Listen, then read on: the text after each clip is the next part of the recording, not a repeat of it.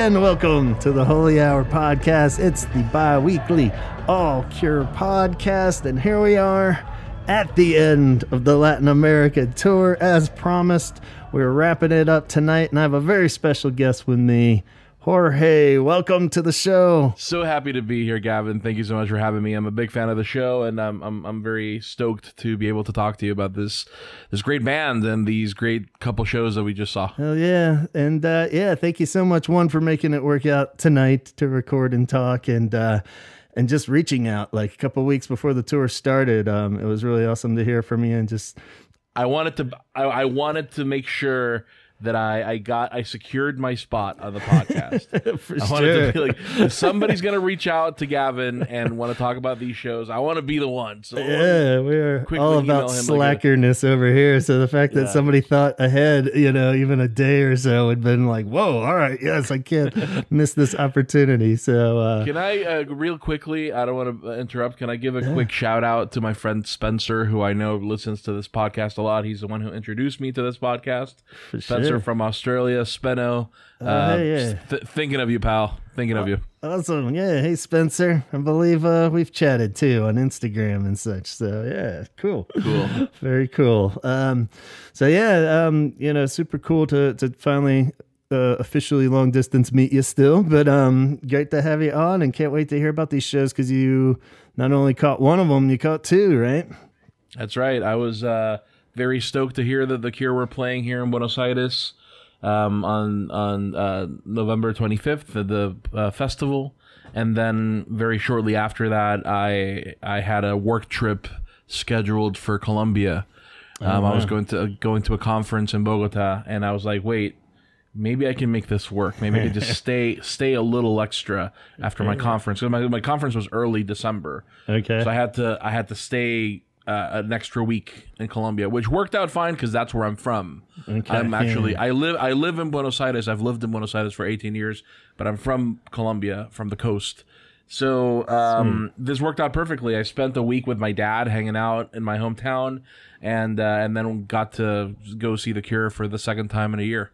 Which is probably not a big deal for a lot of people who listen to this podcast, but for those of us who live in Latin America, man, it's hard. We don't. A lot of us don't get to see them very often. I mean, the last time they were here was 2013. Yeah. And I've never been fortunate enough to like catch them while I'm traveling. If they're playing at a city I'm at, it's never happened for me. So to see them twice in a year for one of my favorite bands, possibly my favorite band, like number one undisputed since I was 16 years old, it was a big deal. Yeah, that is amazing. And you had written that in the initial email of, something I kept trying to stress with each little update episode of like, how cool this is, and the sense of like not only amazing shows that they're playing right now and set list to set list or whatever, but keeping that in mind that a lot of people probably hadn't seen them since, 2013, if at all, because that's even a pretty big gap. I'm sure there's a ton of people that this was the first opportunity, even like so here, sure. But, especially there where, like you said, it's hard for them to get out there and catch them. And so. I know several of those folks who just saw them for the first time this year. Mm-hmm. And they were all blown away by these shows. They were Excellent. Like, I can't believe this. That was way better than I ever expected it to be.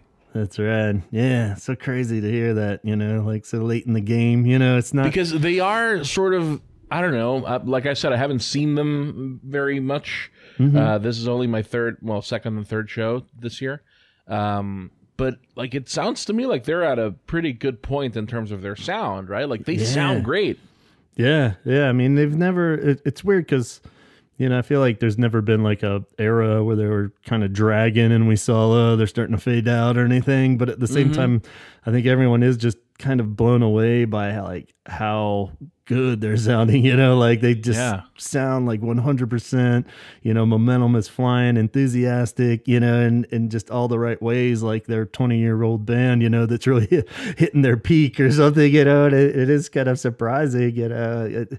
You don't want to dwell on the age thing too much, but I think in a huge shout out credit kind of way, we should acknowledge the fact that it is pretty remarkable that they sound this good, and his voice is just arguably better. I've said a few times I've listened to old bootlegs were mostly just because he's like super trashed or something, but like, yeah, I think he's hitting everything like way better on these later shows, and it's pretty remarkable. So he's sounding Robert's sounding amazing. The band sounds great.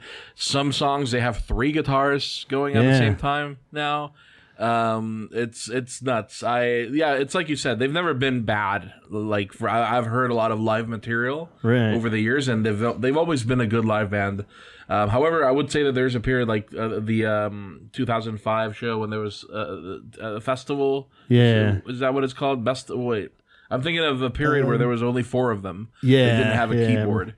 Right before, into 413 Dream, where they into 413 Dream. There was a period where the sound sounded to me a little thin, at least in comparison to how they're sounding now. But nowadays, it's amazing. Every little corner of harmonic space is occupied by their music. Yeah, pretty impressive. So I guess if we walk through both shows, let's paint the picture and go back to where your currently home is in Argentina there. And so that show in particular, what was it like going into that one? So the Buenos Aires show was great. It was a very different experience from the Bogotá show. I'll talk about that in a minute. But in this, I'm glad that I got to have both experiences. In the Buenos Aires show, I was very much shrouded in the midst of a huge crowd. I was like in there with the humans, It was an enormous crowd. I don't know the attendance numbers, but I just from what I'm seeing, or from what I remember seeing, I think the Buenos Aires show was a lot larger than the Bogotá show. It was like thousands and thousands of people occupying a huge field. Right. And it was an excellent show. They were headlining the Primavera Sound Festival, as you know. So it did come at the end of a long day of seeing bands. Of a long day of watching music. It was a great day, but I did feel like there's a sense of tiredness that definitely washed over me by that point, because they came on stage at 10 p.m. 10 p.m. is pretty late. 10 p.m. is pretty late for a 2.5 hour show after you've been out under the blistering sun for the entire day watching a lot of artists. But it was still amazing. Like I don't want to make it sound like I was waiting for it to be over or anything like that. I enjoyed every second of it. It was a great show. The band was extremely tight. There's as you know, there's a live recording of it online that you can listen to, but that doesn't quite capture everything. I was, for this one, way in the back. I would say maybe like halfway through, like in terms of the audience mass. I was like in the middle of it. So I didn't have a really good view of the stage. I was depending a lot on the screens that were up there. So I was watching it from the screens. If I looked up and I squinted, I could sort of get the outline of the people playing on the stage, but it wasn't the most easy to see. I'm a tall guy. I'm 6'5", so it's like I was immediately like trying to get a glimpse of the band, but I knew that if I tried to wrestle my way up closer to the front of the stage, it was just going to be a nightmare for everybody. I also had some friends with me who were not like huge Cure enthusiasts, who definitely know the hits, but were not mega fans. So I didn't want to leave them behind, and do that. But it was great. We all watched them from that spot in the middle of the crowd. And it was just incredible the whole way through. We are, or at least I am, pretty familiar with the set list, right? Like they've been playing a very similar set list for a while. Had you been following it to any degree before? I have, which is probably maybe not a great idea. Maybe you wanna leave that surprise for later. But I have been following it. And even though there were maybe not a lot of surprises, every single song was a song that I loved. So it was still really fun, and the band played their hearts out. Reeves is such an incredible addition. I mean, I say addition, but he's been with the band for a while already. And I'm very curious if we have. I mean, I don't know. This sounds like mean to say, but I'm not exactly sure what Perry is doing on stage. I love to see him because Yeah, he was a part of the lineup that existed when I got into the band, right? right Like on. he's is an important figure for the band's history, and I'm happy that he's there, and I'm sure he's doing something, some Right. sort of textural something, but I personally can't really tell. Every once in Yeah, a while, it's they would show him on the screens, and he'd be like gingerly plucking on a string, and I'm like, I can't hear it. I don't know what he's doing. I hope that it's there's a good enough recording that emerges someday where I can really hear, where I can really, yeah. home in on what he's playing. Yeah, that seems to be the consensus too. We're all just happy to have him up there, and if he's adding it and they're all feeling good, then cool. We're happy with that. So Every time a band member is sort of brought back into the fold, I don't know, I like it. It's sort of yeah, heartwarming. You don't like to see people leave on bad terms, and it sounds to me, I'm not an expert on the history, but it sounds to me that he was sort of let go on maybe not the best terms when he yeah, that left the was a band in the weird mid one. 2000s. That was always still a little unclear, and he was always, such a sweet dude to all the fans and everything. So I think that one in particular is really sweet to have him back and know that they're all on good terms and stuff, just to make the family whole again, kind of thing. Or it's like, cool, yeah, everybody was rooting for him, so it's cool. Yeah, it was very good to see him there. To be entirely honest, I wasn't super sure that he actually was there for maybe half the set because they wouldn't show him. They wouldn't show him in the screens, and I couldn't hear him. And Right then on. so when we actually saw him, I was like, "Oh, there he is. Okay, There it is, cool." yeah. But Cool. the show started. That there those opening three songs that I think have been the same for most of the show: "Alone," "Pictures of You," and "High." Yeah. It creates such a great mood, to get into. And it's both all of those songs are very beautiful, and so immediately I'm like with people who never really listen to the deep cuts, and they're looking at me like, "Whoa, okay, this is different than what I expected." Right. Although pictures of you and High are not exactly deep cuts, but these are not songs that my friends would know. Right. And then the show progresses, as you know, and there's ups and downs, and there's moments of high intensity. There's Burn, which is always such an incredible performance. But then there's a period near the end of the first set, bleeding into the first encore, Uh-huh. where it's like four or five songs in a row that are really long and dirgy. Right. And I'm like a little nervous. I'm like looking at my friends, thinking, "Man, are they bored? Like, is Right. this?" Because I'm enjoying the hell out of them. Like, I'm having a Yeah. great time. But I'm looking at them and I'm like, "Oh my god, these are like several songs in a row that are like over 8 minutes long, and that are Yeah. very sad, and that are very kind of they have a certain vibe." But then after the show, they were like, "No, that was amazing. I love the song that ended the first set, and end song Yeah. is an incredible song. Like, I'm so excited to get a version of that, like a studio version of that." Yeah. I think that's Um, so those, I don't know if this happens to you ever, Gavin, where you uh bring somebody to a show of a band that you're intimately acquainted with, and you're always looking at them, and you're wondering if your friends are enjoying themselves as much as you are, and you're hoping that they are, and if you're right. not, if they're not, you're ready to defend them after the Right. show. Yeah, for But sure. my fears were not, necessarily justified. Everybody had a great time, and Awesome. uh, and then of course the final encore is the party. It's Yeah. the dessert at the end of the show. That's where you can Um, exhale a little bit and you're like, well, I know you'll have fun at this. If you I, made it to this part, then yeah, I you're all did. good. I was sort of hoping against hope that they would whip out the Love Cats at some point, because I know that Yeah. my friend Magu is a big fan of that one. But they didn't. But that's fine. They were still. It Yeah. was that final encore is still a hell of a party. There was some sort of problem during "Why Can't I Be You?" Some sort of technical glitch. I don't know, something Oh, about the yeah. keyboards. The keyboard riff didn't appear when it needed to appear. Huh. I don't know if the setting was off or something. It ended up eventually like coming up to the mix, Right but I on. couldn't hear it live, and I thought maybe it was a soundboard thing. And then Yeah. I looked at the live stream recording, and it was also there. Like, the problem was also there. Okay. Huh. So Yeah. I I don't know don't know what about happened that. there, but it was still great. It was still great. It really translated really well. Awesome. I guess on the keyboard front there, on the first exposure to Mike Lord subbing in for Roger. Any huge noticeable differences there other than not really. I thought he did a great job. Yeah. And I thought he had a lot of stage presence. Yeah. I don't know if this is somebody who I don't know the man. I don't know what he's done really in the past. Sort of, I've heard rumors that he's a yoga instructor. And that he's worked as a tech for the band before. Yeah, that's about the extent of my knowledge too.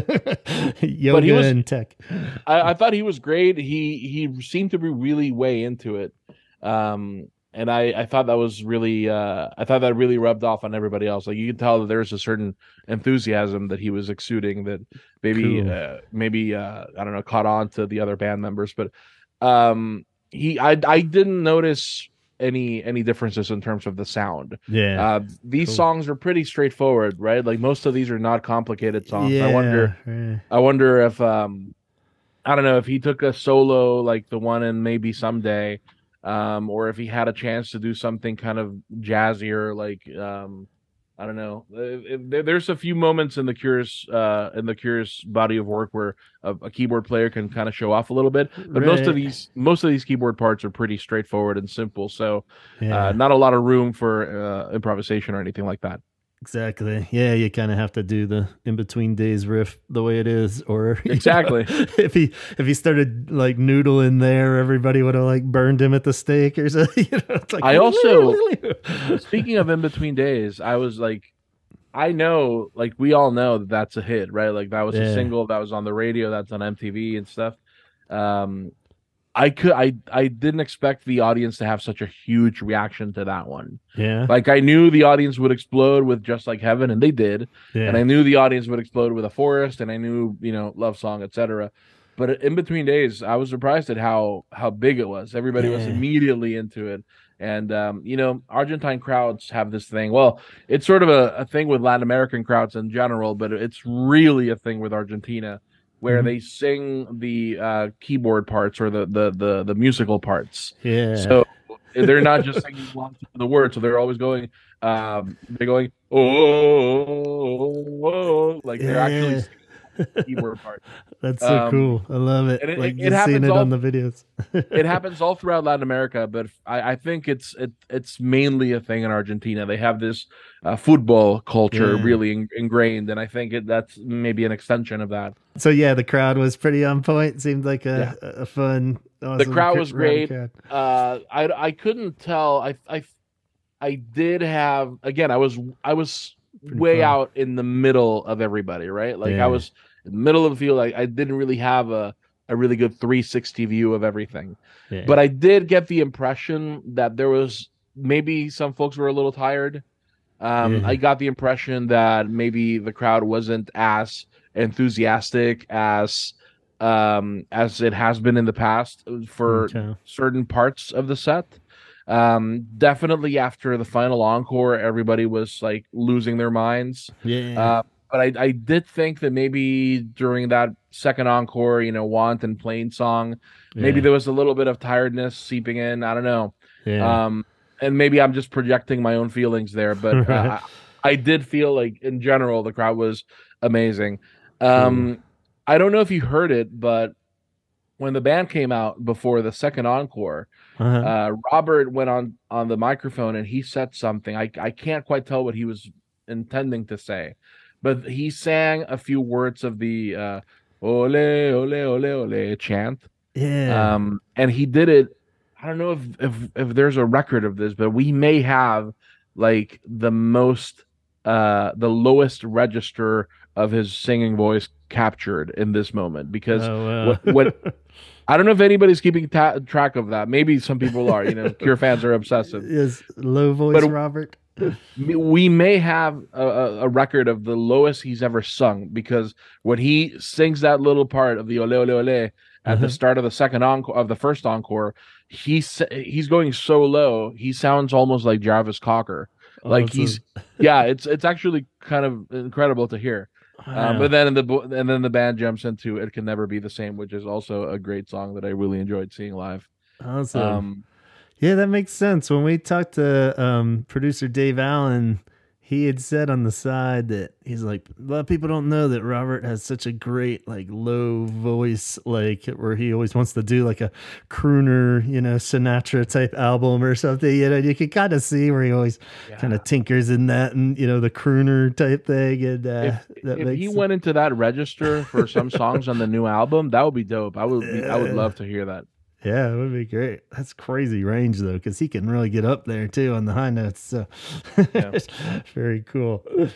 That's rad. Any of the other bands on the bill that you liked that night? There was quite a few. I was refreshing, just looking back over it. I was like, yeah, that is a long day looking at the bill there. I was like, wow. No, it was. I had a great time seeing Slow Dive. Dive is a band that I'd never seen live before. I followed them for a while. But they put on an amazing show, and I was very happy to be able to see them in Bogotá again. But it was fantastic. That was a festival that had a really interesting mix of musicians. So like the next day, the following day, not the 25th but the 26th, I saw Carly Rae Jepsen, and she put on a hell of a show. I don't know if you've ever heard Carly Rae Jepsen live. Just the name, highly recommended. Yeah. But no, there was Conociendo Rusia, which is an Argentine band. They played that day. Pacifica, which is also like a smaller indie rock band. El Mató a un Policía Motorizado is also an Argentine rock band that was actually pretty big, that played the same day as The Cure. And right before The Cure, there's an artist called Dylan, who is sort of urban R&B, maybe a little trap influenced Argentine musician who basically opened for The Cure. It was an interesting contrast. Wow. To see the two, but these are all musicians that draw big crowds. So it's interesting to see who stuck around for The Cure and who may have just kind of inadvertently expanded their horizons by just waiting a little bit and seeing a new band that they never heard before. Very cool. Awesome. And the final verdict from your buddies were thumbs up. Everybody loved it. One of my friends was like, I didn't think that they would be that heavy. It's like some of those songs were heavy. I was like, well, what did you expect? And they were like, well, Friday I'm in Love, Boys Don't Cry, etc. They were expecting that sort of music for 2 hours, but it was like, there's a lot of depth to The Cure's catalog, as you know. Having seen The Cure in 2013 here in Buenos Aires, I will say that I think I enjoy this length of show more. I think I prefer the show to be like a neat 2.5 hours. It gets a little unwieldy if it goes a lot longer than that. I don't know if I personally have the capacity to withstand a 3 or 4 hour show anymore. But I think they played great. I think it's a good amount of time to be on stage. Robert actually expressed that he wanted to play for longer. He's like, at some point he said, "I'm sorry I'm not talking much, but we only have a little bit of time." Well, a little bit of time means 2.5 hours. Right. That's not a little bit. That's a pretty considerable set. That's awesome. Very cool. I guess unless there's anything you want to add on to that one, we can start merging into your experience in Colombia there. So a pretty good amount of time. Was about a week in between? About a week in between, So my Bogota show was December 10th. Well, that's longer than a week. That's almost 2 weeks. It was really cool. It was great for me to see. So like I said, it was a very different experience because in the Buenos Aires show, I was like in the middle of the crowd and feeling everybody like rub up against me and the feeling, right? Yes. Feeling like you're a little like you're on the verge of maybe asphyxiating. And you're also kind of scared to try to make your way out of there because you think you might be trampled. Right. With the Bogota show, I bought a ticket that I didn't know what it meant. It was it's a different category of ticket. It was called Tribuna Fan. The Movistar Arena is it's a show. It's a venue that's not enormous, but it's pretty big. I don't know what the capacity is, but they have they have an area that's sort of a sectioned off sort of VIP fan area Okay. It's elevated to you're at the same height as the stage. Hmm. But you're sort of on the right hand side of the stage. So when The Cure came out, I felt like I could just like reach out and shake their hands, like they were that Wow. close to me. And Awesome. it was a seated area, so I got to order some drinks and like just be comfortable. It was comfort. Yeah. Totally. Um, totally different show experience Yeah. to be seated that comfortably, that close to the stage. Whereas in Buenos Aires, I was in the middle of the crowd, thousands of people. Yeah. Um, I think it helped my enjoyment of the show. I will say that I enjoyed the Bogota show a lot more. Yeah.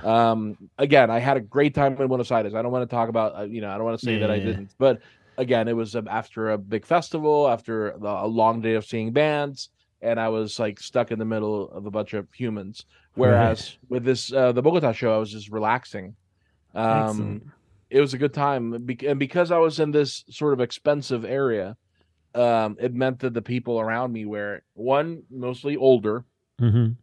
older fans. I mean, I think the couple who sent in their testimonial of the Bogota show, they made mention of the fact that it's kind of a younger crowd than Yeah. they were used to for Cure shows, and that is definitely the case. A lot of younger people, Yeah. but in my area, it was mostly older people and also several foreigners. Okay. Because I guess those are the people to whom the exchange rate was beneficial, so they Right. were like, "Sure, I'll spring for the expensive tickets. That's totally Yeah. fine." And maybe if you're Um, gonna travel that far of a distance, you want to lock it down and have a good, exactly, cozy and spot. cozy spot, get some drinks, get a waiter who remembers your name and Yeah. who brings you drinks the whole night and who gives you food.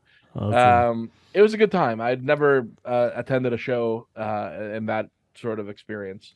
Yeah. Um, and also because of the size of the venue and the fact that it's an indoor venue, the fact that it's the layout of the stage and specifically where I was in relation to the stage, I Yeah. thought they sounded better. I could hear Okay. everything. I feel like I got a better sense of the sound that they were producing instead of just kind of relaying it from elsewhere. In Yeah. Buenos That's Aires, if cool. a gust of wind swooped in, maybe you would lose a frequency, every Right. once in a while. That happens with outdoor shows. Yeah. Yeah. Whereas in the Movistar arena, it felt very, like I was really hearing what they were playing. It was great. Cool. Yeah. Um, and I will say that Bogota is there's a problem with Bogota with the altitude. It's really high up. Yeah, that's what I was Um, gonna ask you about. Did you, and even being from there, did you notice then? yeah, Is that well, a thing? I will say that I'm not from Bogota. I'm from the coast. Okay. So I've never, whenever I am in Bogota, definitely. Yes, I Yeah. feel it. It's you as soon as you get off your airplane, and you're getting your stuff, you're getting your luggage, you're making your way to the hotel and you're immediately feeling, "Oh my God, I'm a little out of breath." It's Wow. very strange. Huh. I remember Meatloaf. I think I heard something about Meatloaf performing in Bogota, and he had to have an oxygen tank with him. Right.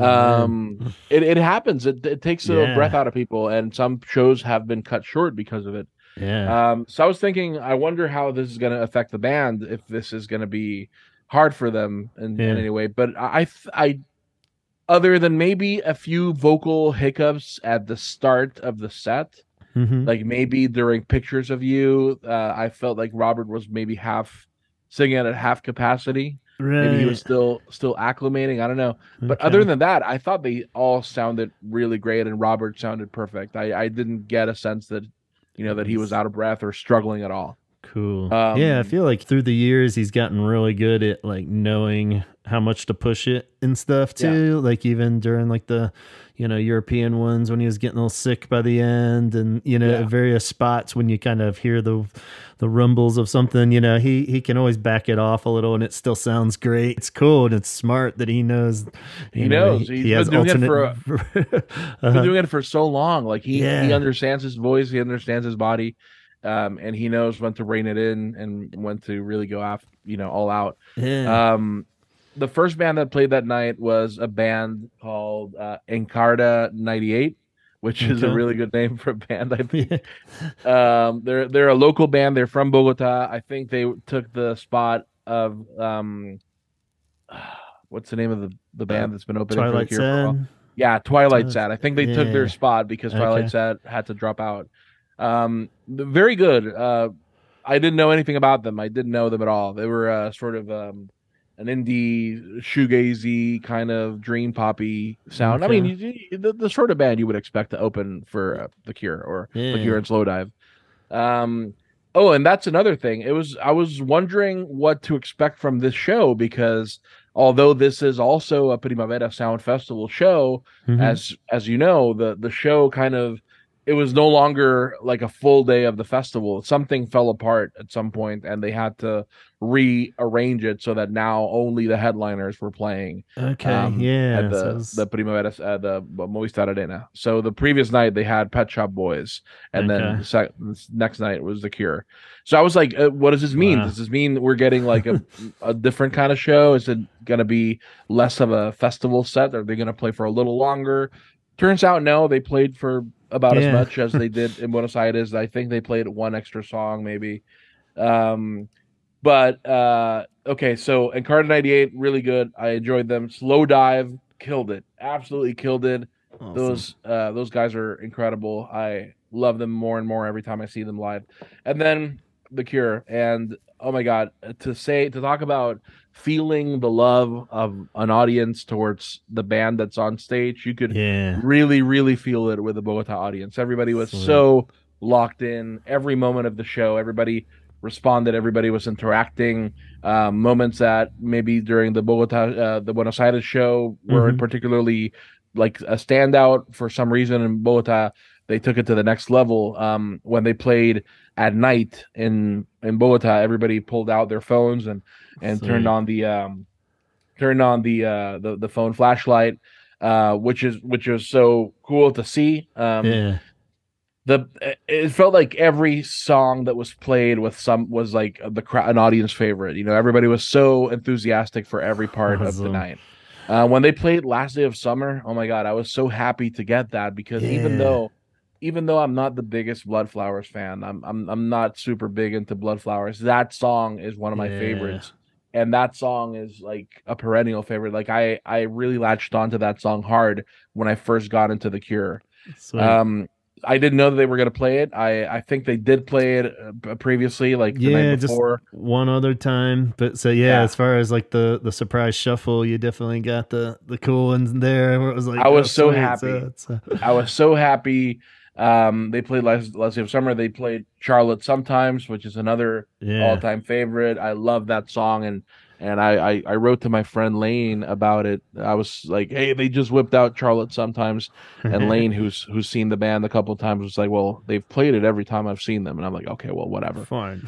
I was just so happy. I will say that I was a little disappointed that I didn't get Kyoto Song because that's another favorite, and I was just, I knew that it was going to be very unlikely, but I wish that they did 6 Different Ways, which I know that they played in the American leg a couple times. I hope that would have stuck around for these, but such a good song, such a good song. It's so fun. Adds a different flavor to the whole thing. But anyway, but the Bogota set was amazing. I could really feel the energy during Fascination Street. Everybody was dancing. Cool. That moment in Fascination Street in the second, I think it's the second verse where he goes, so let's move to the beat. And there's like these keyboard strikes. You could really feel the audience resonating with that part. The Push, it's interesting. Push was a big like audience sing along for the part of the song that doesn't have any vocals. Everybody was singing along to that part, and I know that they do that, like audiences do that all over the world. However, I sometimes wonder if Robert's a little annoyed. It's like, come on, guys, just wait. We're singing it without you. Totally. So good. The play for today was also a big highlight with the audience doing that chant that I mentioned. oh.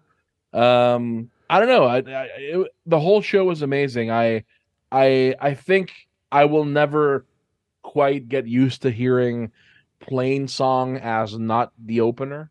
Yeah. Whenever Plain Song is like in the middle of an encore, Real weird. It's a little strange for me, but it was cool because that's the part of the night where Robert kind of walked over to where we were and I got to see him close it. I was like, oh my God. It always sounds so great that, that first like 20 seconds, you're like, there wasn't enough chimes, but then you're just so happy that they're still playing it that it's like, oh, well, who cares? And the chimes are, they do shorten the chimes. That's right. Yeah, just like barely in there and then it boom. Well, they have to, right? Because otherwise it's a long way. It's got a lot of songs he's trying to fit in. Yeah. So. Disintegration. That's one of my favorites. What can you say about that song? It's a titan. They played it really well. Robert really went into it hard during that, that final section. And then the final encore. Now, I will mention something that I didn't personally see, but my friend told me about it afterwards. I also went with a few friends, but they weren't in the same section as me. They were in the audience, like a bunch of plebs. Well, I enjoyed the Gilded Age. See you later. Comfort. Apparently, a fight broke out during Why Can't I Be You? Like in the audience, and it got really bad. Wow. And apparently, yes. And I didn't see this, but my friend did. He told me that that there was a person who, like, 5 people were ganging up on and like punching and kicking, and he was on the ground and he was unconscious, and he had to be dragged out by a security when they got a hold of when they noticed what was happening. So I scoured through Twitter afterwards to see if there was any story there, because apparently it was like really bad to the point where my friend's friends were like mortified, like they were like, that's horrible what we just saw. But I couldn't find any information. So whoever that person was that got beat up during Why Can't I Be You, I hope you're okay. I hope you made it, man. I don't know what happened. I don't know what you did or why everybody was punching on you, but what a weird song for a brawl to break out. What a strange song to inspire aggression. Yeah, we can't imagine being beat down to that song. I was like, geez. Yeah. But sorry to hear that, though. Yeah, no, it's awful. But what I hear is that people were drinking a lot in the audience, and maybe this has something to do with why the audience was so locked in. Everybody was so happy because they were sauced up. They were drinking. When it works, it works. But then you get the flip side. Then you get the flip side, which is you don't think of The Cure as a band that will inspire physical confrontation. Or at least not during Why Can't I Be You? If I had to guess, I would say maybe like Burn or Shake Doc Shake. Disintegration or something, Just like, well, Disintegration would be a sad fight. Disintegration would be a fight of 2 people just like being sad at each other. Crying on each other. But it was thankfully I didn't see that, and I hope it didn't, I hope it didn't. We're making jokes, but that's horrible, and I hope that person's okay. But man, and a bit surprising we didn't get the longer Killing an Era or 10:15 kind of extended. He'd been kind of tacking that on to the different ending, where they do like a slightly longer extra songs at the end. Yeah, like at the end of I didn't know about that. Maybe there was shows and stuff, but there was some sort of curfew that they had. Yeah, might have been that. I don't know. Have you seen the Movistar Arena? Have you seen a picture of it from the outside? No. It looks like a giant diaper. Yeah. Awesome. Yeah. It's a very strange looking building. It looks like a giant diaper. Interesting. Yeah. But cool. I like the venue a lot.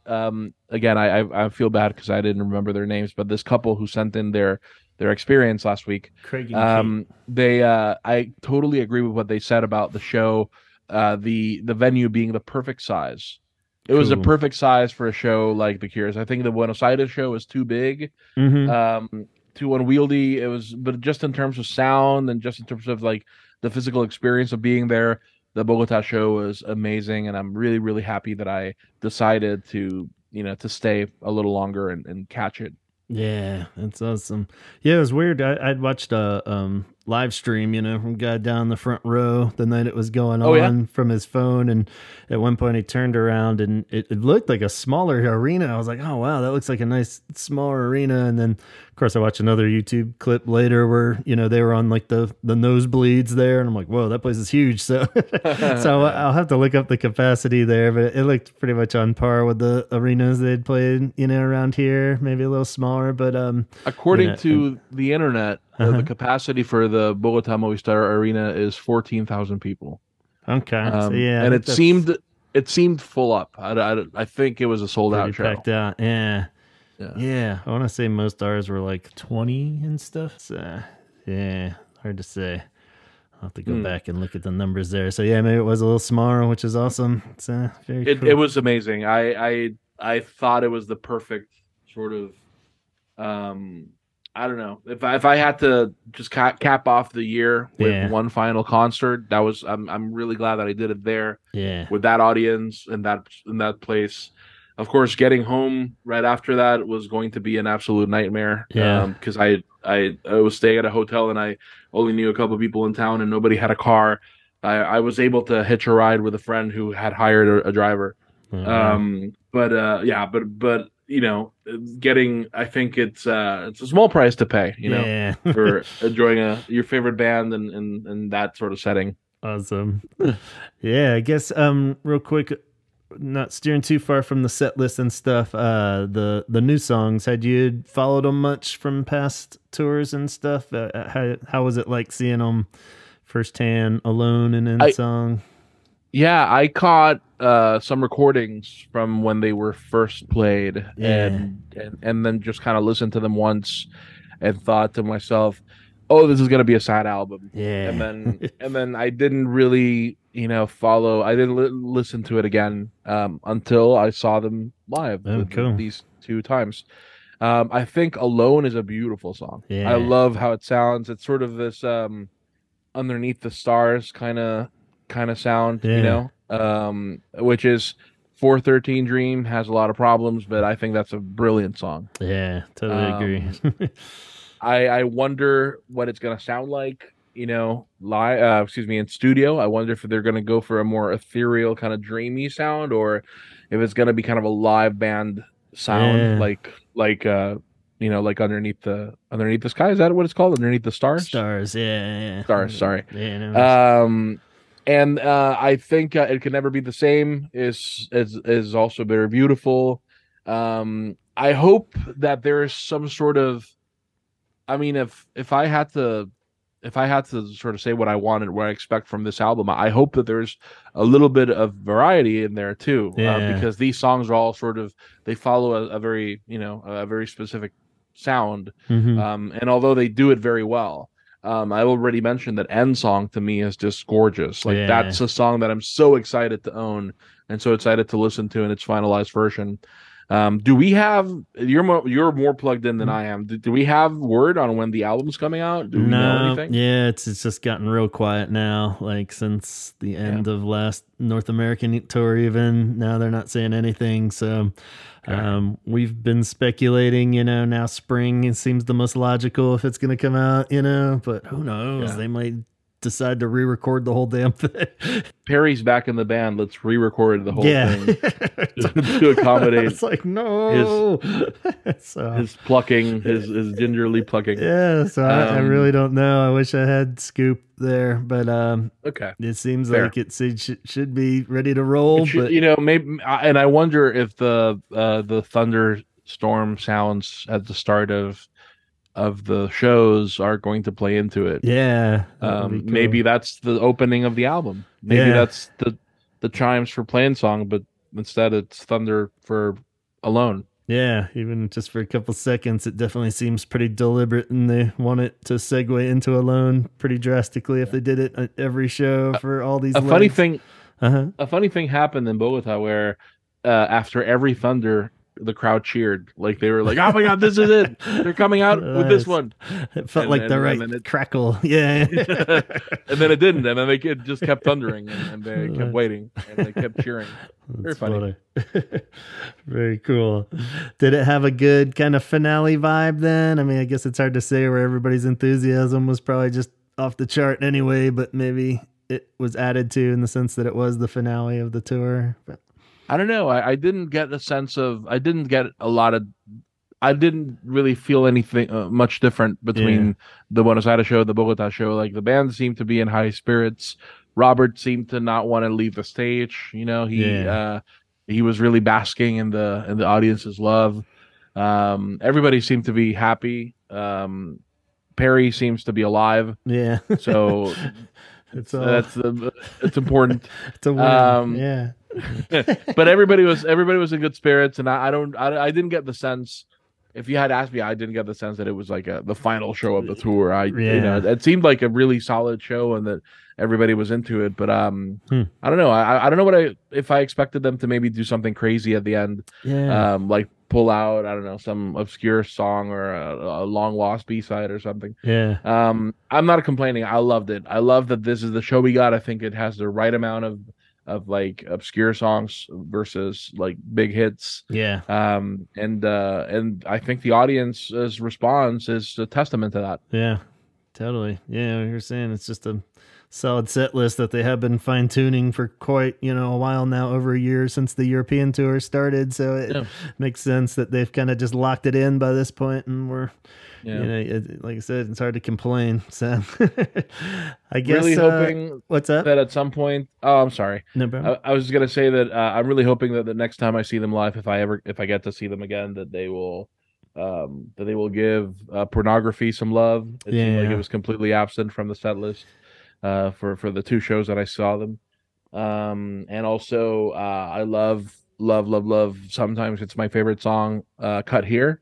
And I can't remember ever seeing them play it live in videos or stuff. Rare. I mean, have they played it live? Yeah, just a handful though, and definitely not in a long while. So it's always been on my dream Perry's list back. Too. But Perry's back, and he's on that song. He would be, maybe he'll lobby for it or something. But I don't know why either. It is such a lovely tune and very cool. I guess on that front, with those two awesome shows, how did it compare to past shows then that you've seen?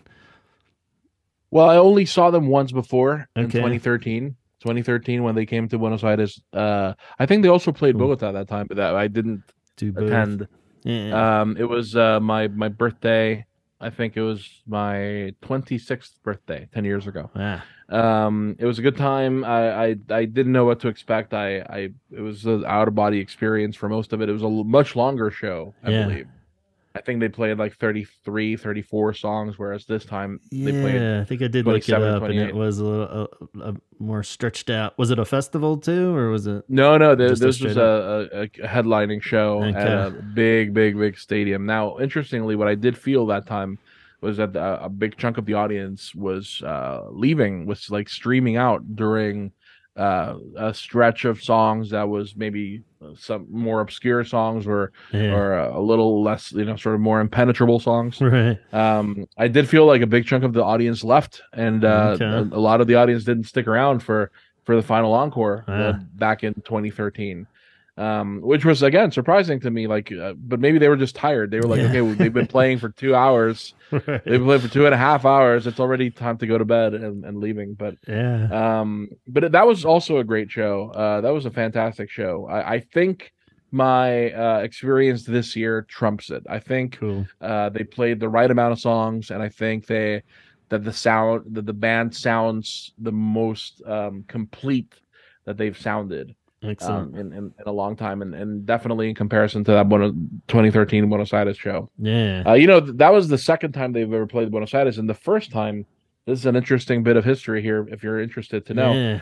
1987, they played in Ferrocarril Oeste Stadium here in Buenos Aires, and there was a riot. Yeah. There was like a big commotion, and there was like they set some seats on fire. Like, I don't know what sparked it, but apparently the audience was really out of control. Sounded back like then. a mess. Lowell's book, he writes about it in pretty good detail, so that was pretty shocking to hear that it was. Wow. I felt like a couple of people died, even like security guys or something. Yeah, something like that. It was Sounded pretty intense. So that was the only time? I didn't look it up. Was that the only time before 2013?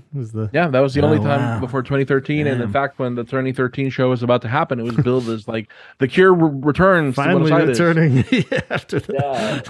Yeah. Jeez. And apparently, well, there was all sorts of people. You know how it goes. People start talking. Yeah. Somebody was like, they finally forgiven Argentina for what they did. And I was like, okay, well, that's a little dramatic. I don't know. Yeah, I think it was. But it was a good time, and I'm glad that we're back on good terms that's good. with the Cure in South America. Very cool. Yeah, well, that's awesome. Yeah, something we kept hearing is just from many different levels of Cure fans have been, seeing them for ages, and new fans, and just how these new shows are coming out on top is like, the best experience. So that's cool to hear. Again, going back to our initial praise there, but very cool. Post shows though, did you have any big celebrations afterwards, or did you need to get back home as soon as possible, or did you get to hang out for a bit? My celebration was returning to my hotel room and making, trying my best to sleep at least like 4 hours before my flight. Right on. It was one of those shows where I immediately had to run back and maybe try to recover before my flight the next day, but it worked out. Sounds it worked good. Out. Yeah. I didn't run into the Cure in my hotel room. Yeah, I was subtly really hinting. Did you happen to hang out outside any hotels or anything? No, I didn't. But it would be. I don't know what I would do if I saw any of those guys. I'd just completely freeze. Me too. Yeah, I saw Reeves in the airport after a Texas festival I was at, and he was walking very determined to his airplane, so I was like, I'm not gonna bother him. Yeah. One of those like looking straight ahead. Yeah, he didn't look like he wanted to really chat to some overly enthusiastic guy. But yeah, sometimes resting and getting to bed is an even better experience than the after party. I can vouch for that. For sure. Very cool. It was a big day, and it was a great show, and I was happy to just call it a night. Yeah, that's awesome. So how long, I guess, as far as the origin tale then, in the sense of, had you been a Cure fan for years, dying to see them until 2013, or when did it start for you? Yeah, I was a big Cure fan in my teens. I actually, the way that I found the Cure, they've always been sort of around in the radio. When we listened to the radio in Colombia, there was, 80s and 90s hits. Sometimes they would play Boys Don't Cry or Friday I'm in Love or Love Cats. Yeah. So I was aware of a few of their songs, but I didn't really know the band in depth that well until back in 2001. There was a movie that came out called Jay and Silent Bob Strike Back. Yeah. You may be aware of the movie. It's not a great movie, but I was a big fan of Kevin Smith at the time. Yeah, me too. And, Snoochie Boochies. Yeah, Snoochie Boochies. That's right. Boochies. That's a level. But there was no Cure music in that film, but there was a website that Jay and Silent Bob find the people are back talking about them online. It's called it's called moviepoopshoot.com. Right. And moviepoopshoot.com was a fictional website where it talked about movies and stuff. What would happen was after the movie came out, it became a real website. Like Kevin Smith, I think, bought the domain and like hired writers to write about movies and music and culture and stuff. So I started going to moviepoopshoot.com kind of religiously to read about movies and all kinds of stuff. I was way into punk rock at the time. And there was this one column called The Velvet Down Underground. I remember very specifically. It was written by this guy called Reuben Ham, a writer from Australia.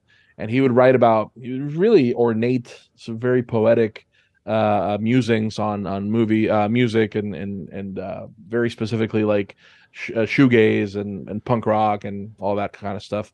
And he wrote an article that was like something like the 33 most important moments in rock music, and one of them was The Cure releases Disintegration, 1989. Robert Smith becomes God. And I was like, oh, Robert Smith becomes God because he released an album. Okay, let's listen to that album. Yeah. That sparked it. That was what really made me a fan, reading that column and finding some Disintegration songs online on Napster at the time. Awesome. And the first actual like piece of actual The Cure product that I purchased was a DVD of the band playing Pornography, Disintegration, and Blood Flowers. In Germany, the trilogy performance. Yeah. And I played that so much. I listened to that show. Like that was for a long time. Those were the definitive versions of the songs for me. Yeah. Because I couldn't find Pornography. I was in Colombia. I was a child in Colombia. I couldn't find Pornography. I mean, I couldn't find the Pornography album by The Cure. It's hard to ask for that one too. Excuse me, sir. Can I have some Pornography? Totally. I couldn't find anything. So I would play those live versions. And when I finally got the albums, I was like, oh, okay, this is a little different. Yeah. They're not exactly as they were played live. But then, of course, I finally was able to move to Argentina, where I live now and where I've lived for 18 years. And there's much more stuff available down here. And I started building my collection. And all these years later, I'm still a huge fan. I like every one of their albums. If I gotta say that I have a soft spot for the self-titled 2004. Because that's the first album that I experienced as a new fan. Yeah, awesome. And I listened to your podcast episode about it, and I felt some kind of way. Listen to you guys bashing that album. I was like, I've never wanted to step into a podcast and be like, no, you guys don't get it. Okay.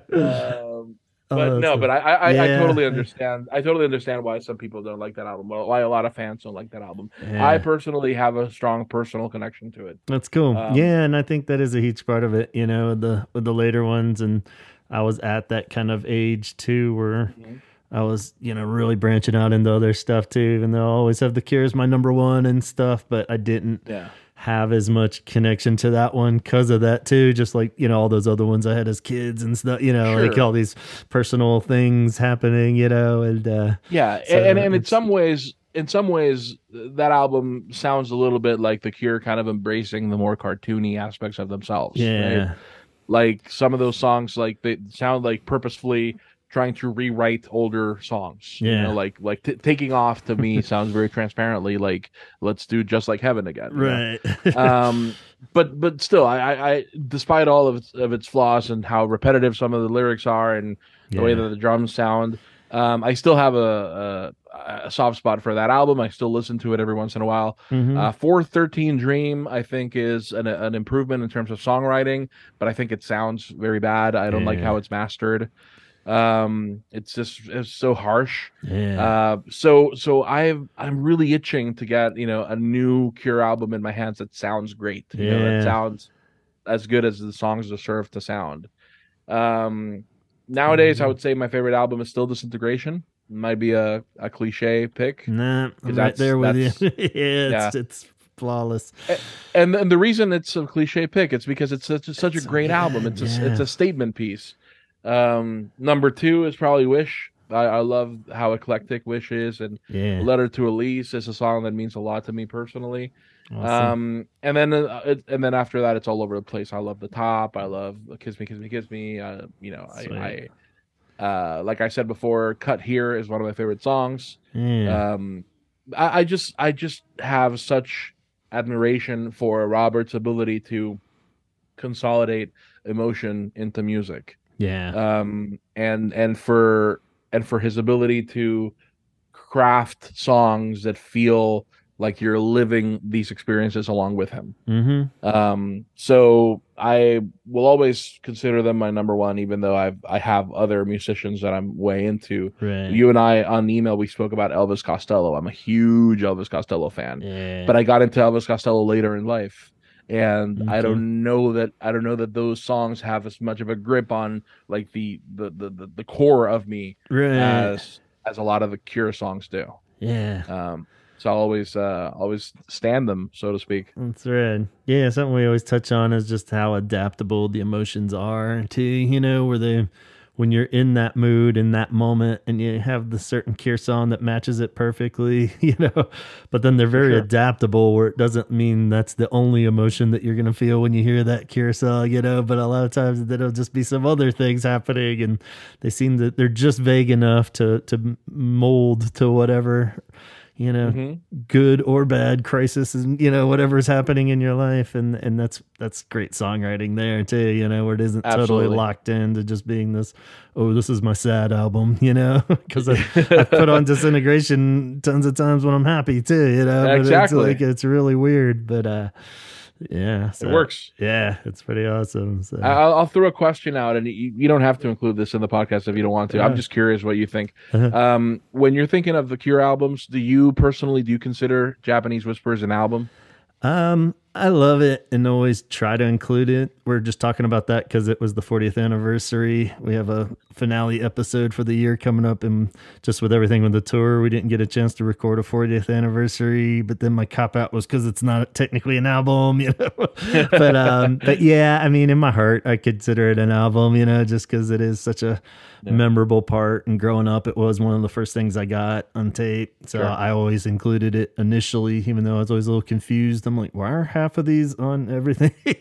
But so yeah, I mean, it's technically a compilation, but at the same time, I love it. It's one of my favorites, and I think it's super underrated because there's so many cool songs that they don't even do live, I feel like always just kind of disappeared, and I'm like, oh, those songs are so great, and I think it's the closest we got to like full on synth pop Cure, in a sense. I wish we had more of that, so yes. And that's well, I keep talking about Cut Here.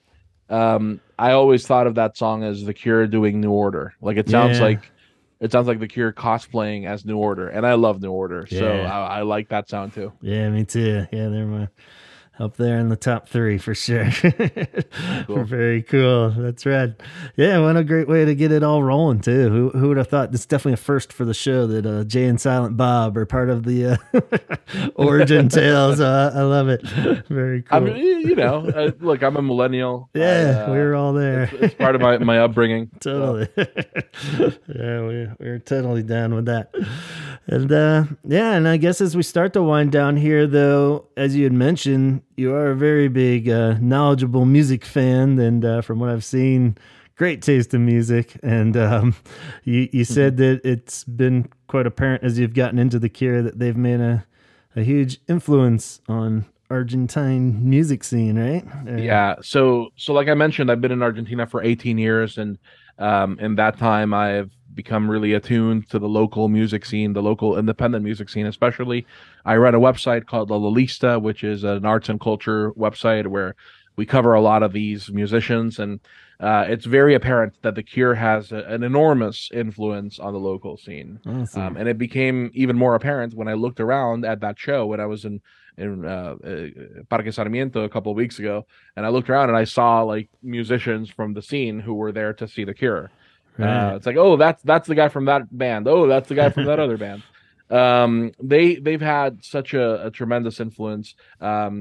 There's a very popular Argentine there's a very popular Argentine band called Soda Stereo, fronted by Gustavo Cerati. It's a huge Latin American band, like the Latin American equivalent of U2 or something. Huge, like they sell out stadiums and stuff. Cool.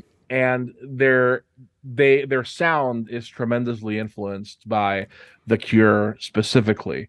So that's sort of the one band that I can point to as a popular example. But if we really home in on the local scene and the smaller bands and the bands that are out there playing local clubs every week, there's a lot of really great stuff out there that is worth checking out. So I put together a little compilation, a little playlist that I'm going to be sending to you. Maybe you can add it to the episode links. Yeah, definitely. Where if somebody wants to check out Argentinian bands that maybe share some similarities with The Cure or were influenced by The Cure, I think there's a lot of stuff that you could get into. an embarrassment of wealth. Yeah. In Buenos Aires, in the local scene. There's so much good stuff here. I would just wish more people took a chance on them, you know? Yeah. So if you're an adventurous music listener and you want to listen to some like independent Argentine music, check this out. This is a good collection of songs. Very cool. Yeah, I can't wait to dive in. That'll be rad. Just to just have like that unique flavor in there, you know, but at the same time, For sure. Definitely Absolutely cool creative stuff. Are they all pretty current bands, or are they? Oh yeah, no, I'm talking about bands that are out there currently. Awesome. I specifically did not include bands from the 80s, 90s, or even earlier, because I want to, you know, kind of paint a picture of the scene as it stands right now. There's a lot of great stuff that's happening that's really worthwhile. That's excellent. Yeah, thanks so much for doing that. And we'll definitely No problem. tack that on to the Facebook page for sure, and anywhere else I can paste the link. So my pleasure. Very cool. Awesome, man. Well, I don't want to keep you too long, and really appreciate you walking through those 2 awesome shows. It sounds like you took Gavin, this was a lot of fun, man. I had a blast talking about The Cure. Thank you so much for having me on. Yeah, we'd love to have you back sometime next year. We got a 20th anniversary of the self-titled album too, so I think. Hey, have me on for that. Have me on for that. I will defend it. Okay. I will talk about that album and all its strengths and how it's misunderstood. Awesome. For sure. Have me on. I want to love it, so I'm gonna try real hard. So, thank you. Very cool, man. And I'll keep in touch and stay safe out there. And we'll let you know when we got some news on that new album. Looking forward to it. Cool. Thanks a lot. All right, we'll sign off here and say thanks and talk hard.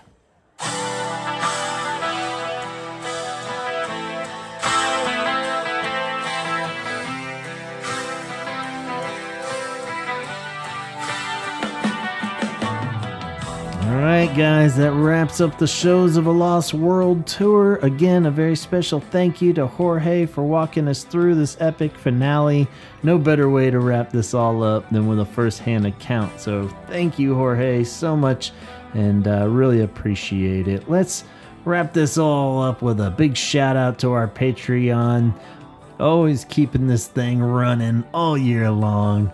Donna, Craig, Jeff Hilton, Jeff Cortland, Jones, Sue, Ben, John, Alan, Allison, Dion, Amicio, Matt, Danny Coulter, Matt Ford, Tom Johnson, Tom Burns, Letty, John Roberts, Francisco, Jason, Craig Bellinger, Amber, Nicholas, Arno, and Tanya. Tanya recommends 988lifeline.org.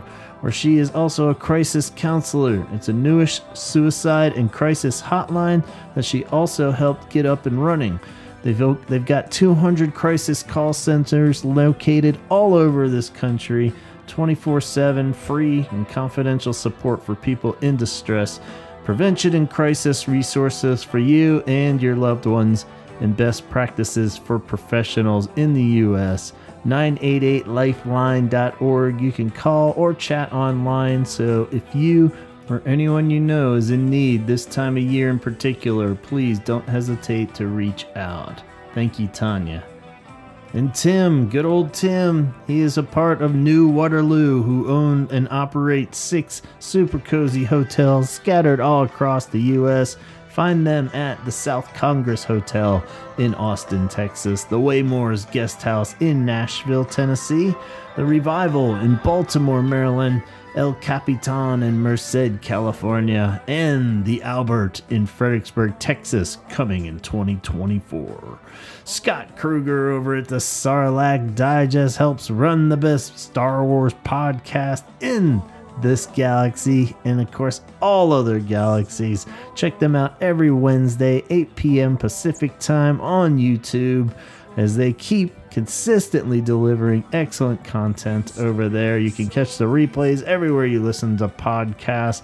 They're perfect at theory crafting and catching you up on all the latest rumors and facts from the Star Wars universe. Dana is an extremely talented motion designer and animator. Check out her work at graphics.tv. That's graphics with an X.tv. If you need some animation to promote your business or project, she is available. So reach out and see what Dana can do for you to make your project that much cooler. And of course, speaking of art, we got Kate over at curethreads.com, and she is lining up a new theme she's got going over at Cure Arts Collab on Instagram. The art challenge is to create an original seasonal greeting inspired by a Cure song using your own original graphics and imagery.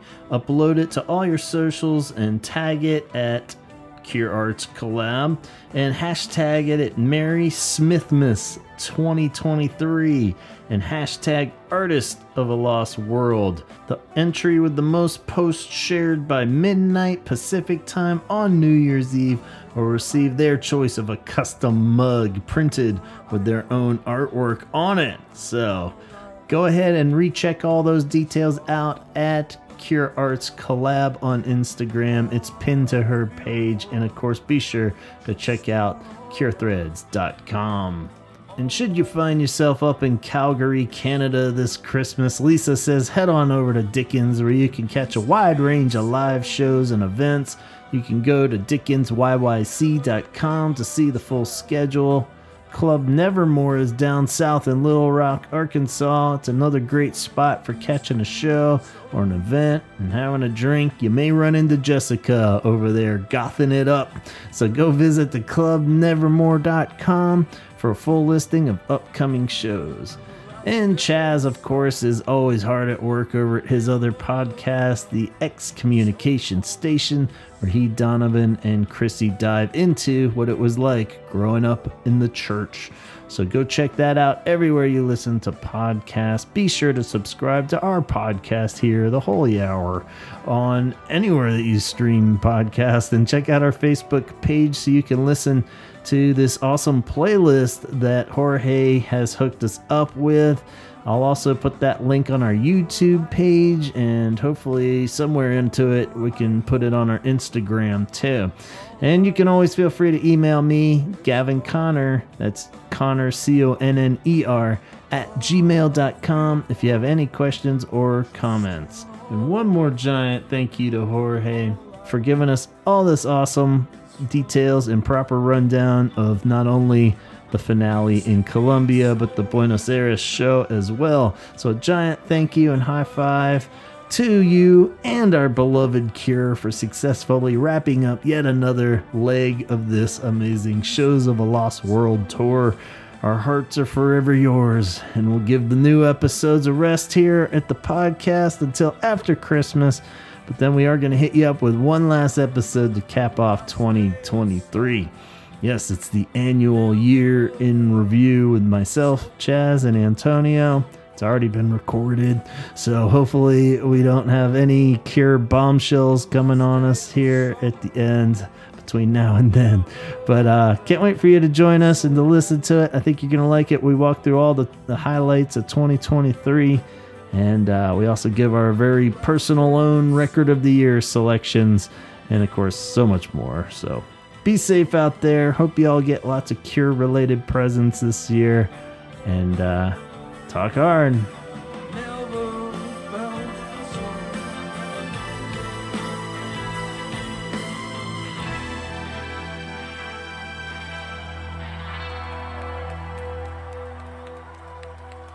Yeah.